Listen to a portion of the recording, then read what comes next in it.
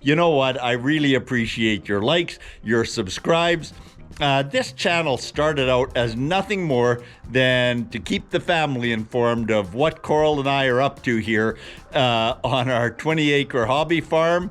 And I have a host of friends from over the years that would inquire, hey, what's happening? What are you up to these days? And so it just makes it so easy to shoot them a YouTube link. And for anyone that I haven't met face-to-face over the years or am not personally acquainted with, again, thanks for your comments, your questions, and just for tuning in, liking, subscribing, and sharing your story. I love it. Reading your comments truly makes my day.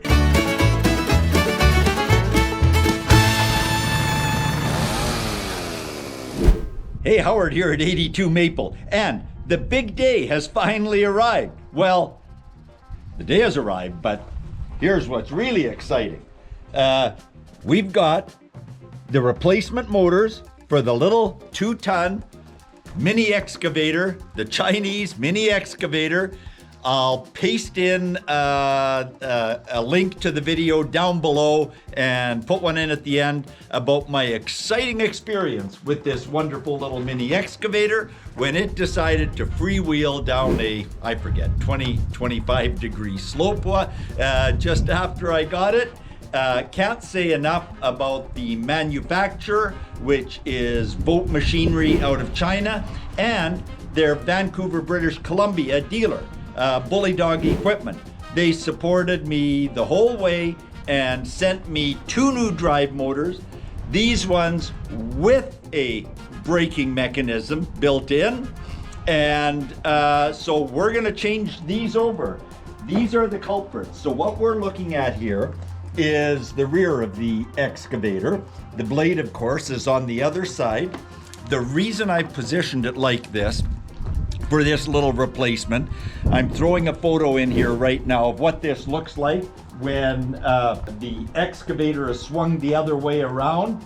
It makes it really, if the back end here is above these motors, it makes it very challenging to work on them.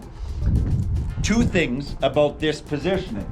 Number 1, ultimately I'm going to swing the boom out here, which is going to pick this end up, and by dropping the blade, the front blade, which is on the other side, it actually lifts the whole excavator off the ground by about 2 inches.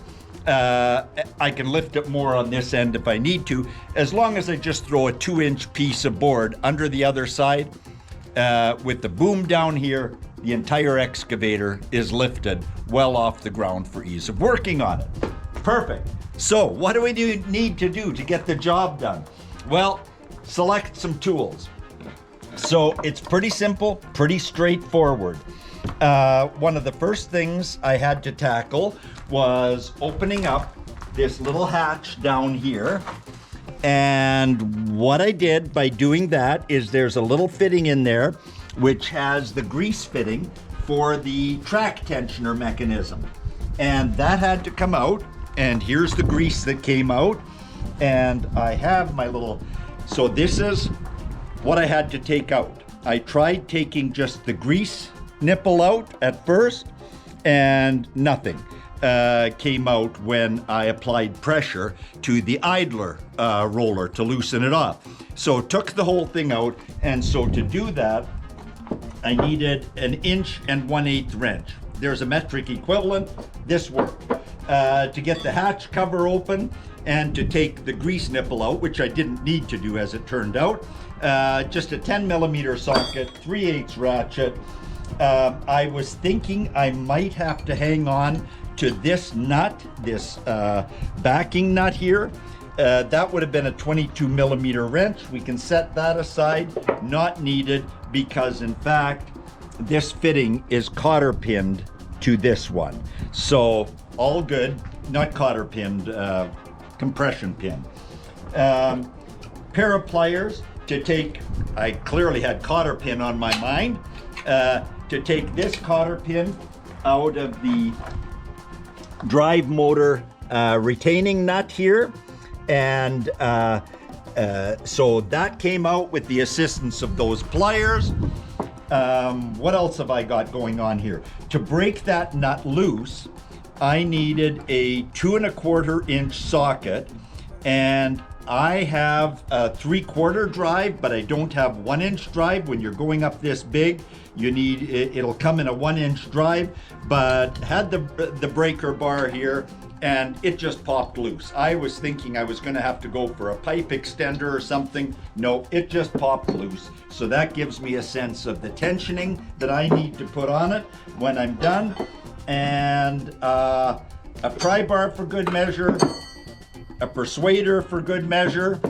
And what's this 1 5/8 all about? Well, I'm not sure here. I may have to take these fittings out. And so that's where the 1 5/8 comes in. This is, what have I got here? I think it's an 18 or 19 millimeter wrench. I just temporarily misplaced it. But these come off, and then I may have to put those large 1 5/8 nuts in here. We'll see when we get that apart. Okay, so those are the tools for the job. This shouldn't be hard, it shouldn't be complex, he says. I missed one thing. My largest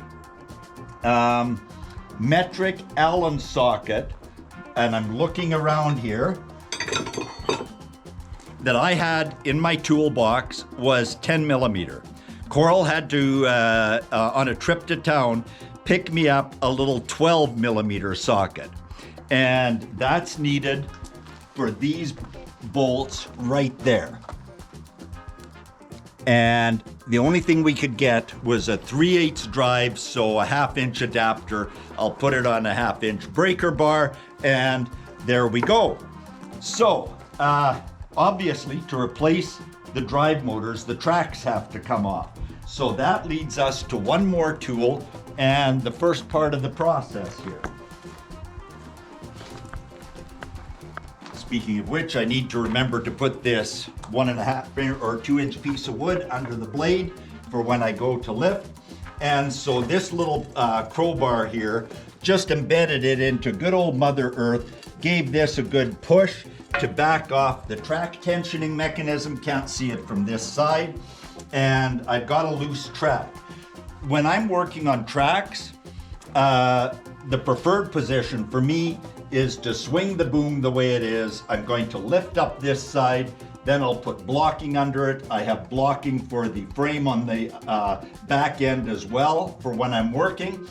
And we'll take this off. And this is kind of a two-person process.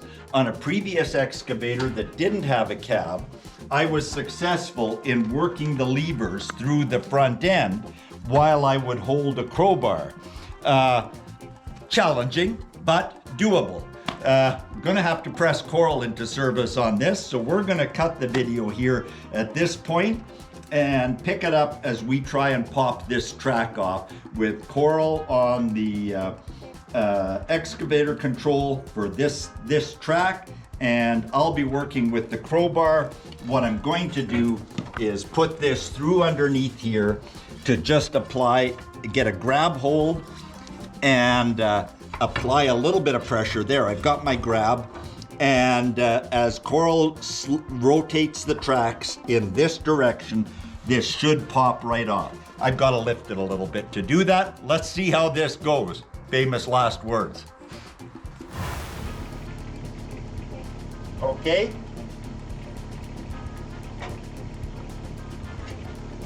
Hold it.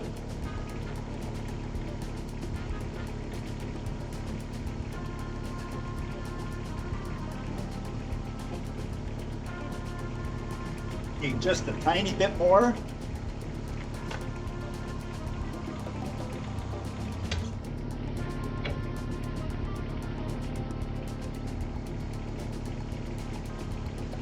Okay, tiny bit more. Good. Hold it.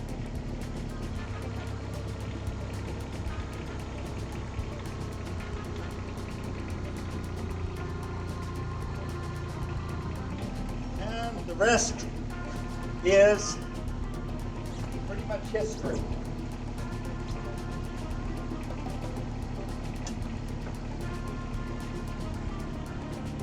Well, that wasn't so bad. That's what you call teamwork.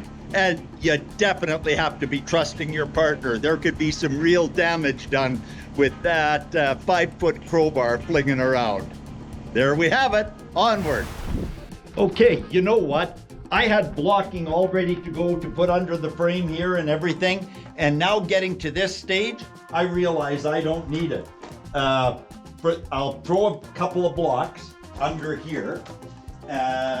Don't want anything to come crashing down. I want to keep all 8 fingers and 2 thumbs, and just going to do the left side drive motor, reverse the process, do the other one.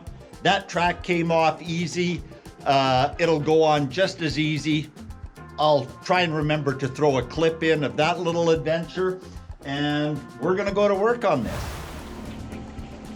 Okay, so here we are.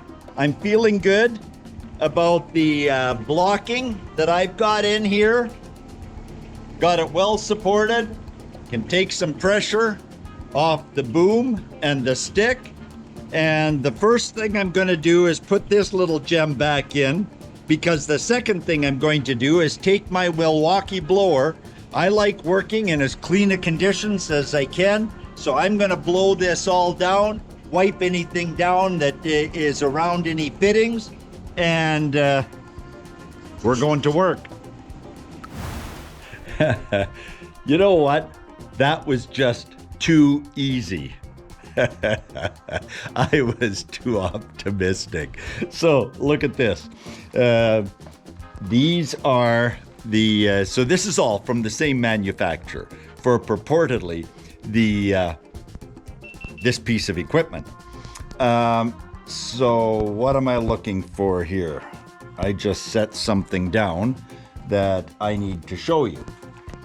So down here, taking the hoses off, and this little piece, gem, came out of there.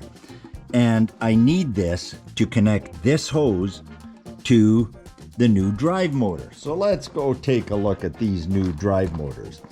Well, I started to worry as soon as I started looking at the placement distance of these two fittings, thinking there is no way that this little gem that I'm going to be able to get 2 of them in here.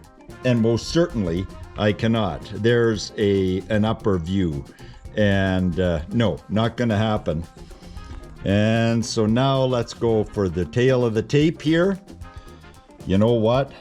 That fitting there is not going to fit in that hole there. In fact, here's where the washer that seals all of this goes. And the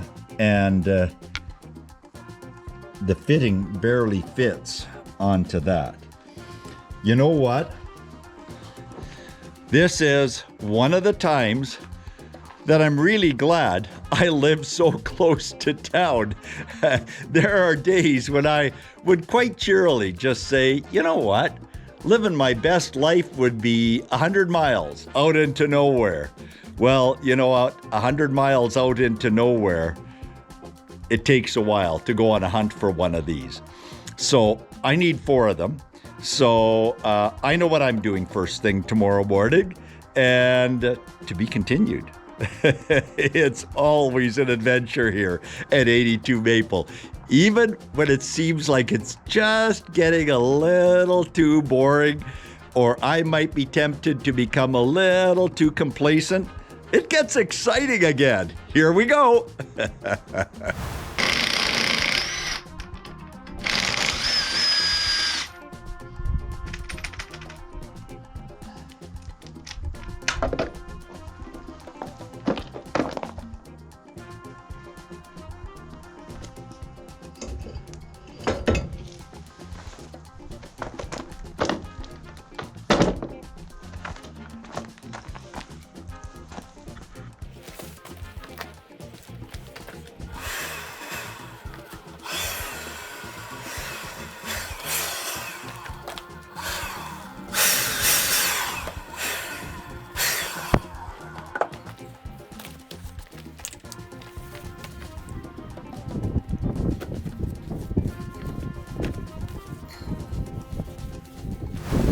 Okay, so picking up the morning after, and you know what? Not all headaches or hangovers are caused by alcohol. Sometimes it's by stuff that goes wrong late in the day, the previous day. Before I jump into that, where we left off, I just want to say on the time-lapse video, you might have seen me struggling taking the hub off of here. Well, not so much the hub. We managed to persuade that into coming off fairly easily. But what I did struggle with was getting this little key out of the keyway between the hub drive and the sprocket. And that was a little bit of a struggle, more of a struggle than I usually have. But you know what? I don't mind a tight fitting key. And what you probably seen me doing, and I'm just repeating this because I don't know how much the time lapse captured, was ended up throwing a set of vice grips on here, marking one of the surfaces, which doesn't matter. I'll give that a quick stroke with a grinder.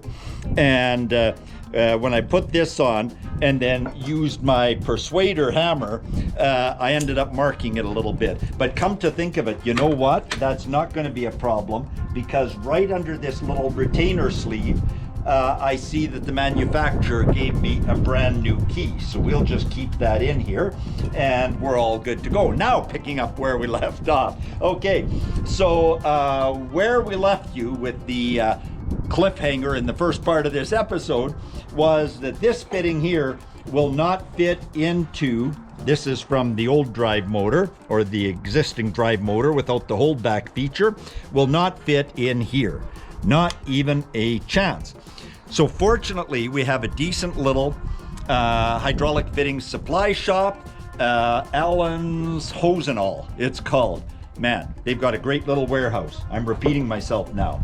So I went down there this morning and they told me that what I have here, not unsurprisingly, are metric fittings that came with my little Chinese Mini X. And so they had the metric fitting to fit in here, so I've kind of set that up. They did not have a metric to metric fitting that will then connect to my hydraulic source hose right here. So ideally, what I would have ended up with was a fitting like this, but smaller, that would have fit into here, that would have gone straight to the necessary elbow. They didn't have that in stock. And again, they have a not insignificant warehouse of parts, and it's just not something that's that common in this local market. So what they were able to do was piece me together with a little connector here to take me from this type of fitting to the fitting that they had that'll go into the new drive motor. So there we have it. That's the solution for now. And you know what? I'm not complaining at all. And not every job is going to go smoothly. Let's make sure our expectations are always adjusted. And I was just glad to get parts to piece it together. 2 parts of good news. 1, the solution for the 4 fitting assemblies that I need was $85, and in the province of British Columbia, we pay a 7% provincial sales tax and a 5% federal sales tax, so add 12%, and we come up just short of a $100 bill. So it was $100 to get this. And the second piece of good news is my contact, Rob, over at Allen's Hose and All, is going to order an assembly in that's going to be more compact like this, because you know what we've got going on right here now: 1 connection, 2 connection, 3 connection, 4, and we'll take that back down to a much more reasonable 2. There we go. And now let's get on with the job. We're back on the rails. The hangover and the headache is past, and we're back on task.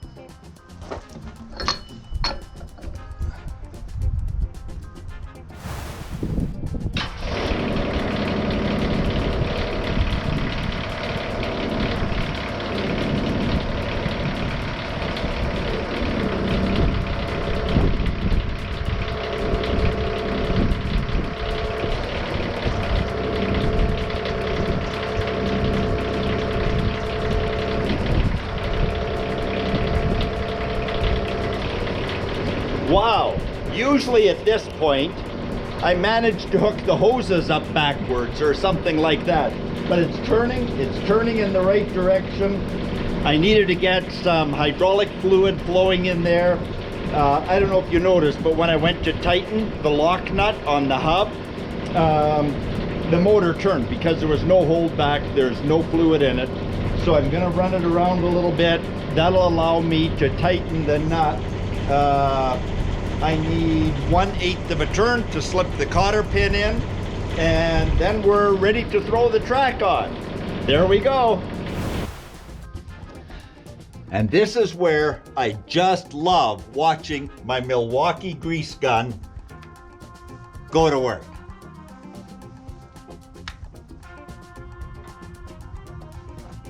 Okay, each time it stops, it's done 50 pumps. Let's tighten this track up. Watch the bottom come up.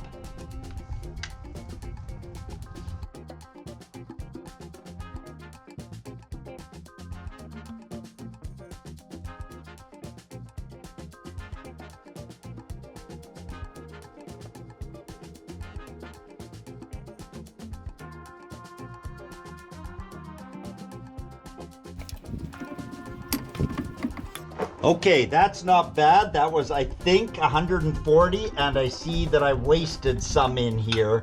I wasn't holding it square to the grease nipple, but we'll give it another 20.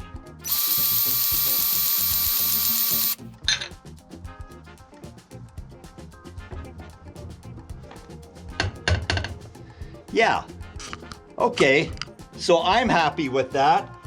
If it hadn't been for the waste, that would have been about 140. I kind of keep track of that sort of stuff and just jot it down in a little notebook that I keep on this piece of equipment. I just have to tighten the cover hatch, throw some hydraulic oil in, and again, wash, rinse, repeat on the other side. Thanks for hanging in here with me. Hey, so let's wrap this up.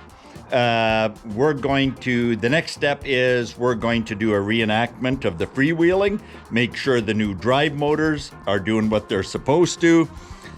By way of recap, there's the old ones, there's the new ones. Had to hodgepodge some locally available fittings, which I was entirely grateful for, together in here. There weren't enough fittings in stock to equally match, but we got one set up here, one set up there, but you know what? It's all holding hydraulic oil. You'll see my lines scrunched up a little bit. We've got way too much length going on in here, but correct replacement fittings are on the way and will be here in 3 or 4 days because I just don't like the looks of that hydraulic line, and there's just too much opportunity for some of this to shake loose. I don't know. We have 1, 2, 3, 4 connections. Let's get that down to 2. But everything works. The track's go in the right direction. And so far, mission accomplished. Now for the final test. And thanks for hanging in here with this video. So here we are, pretty much right where this little adventure started. Actually, the adventure started up this hill, up that back trail and around, but then the reenactment took place right here. And I'm putting a link to that video down below. So I backed the little Chinese mini excavator up there and then went to advance down the hill, and again it just freewheeled right down the hill. And I had the bucket position, knowing that there was the possibility of that, so that I didn't tip over frontwards or whatever. It was a freewheel situation. You've seen the work we've done. Let's try it out here. Let's go.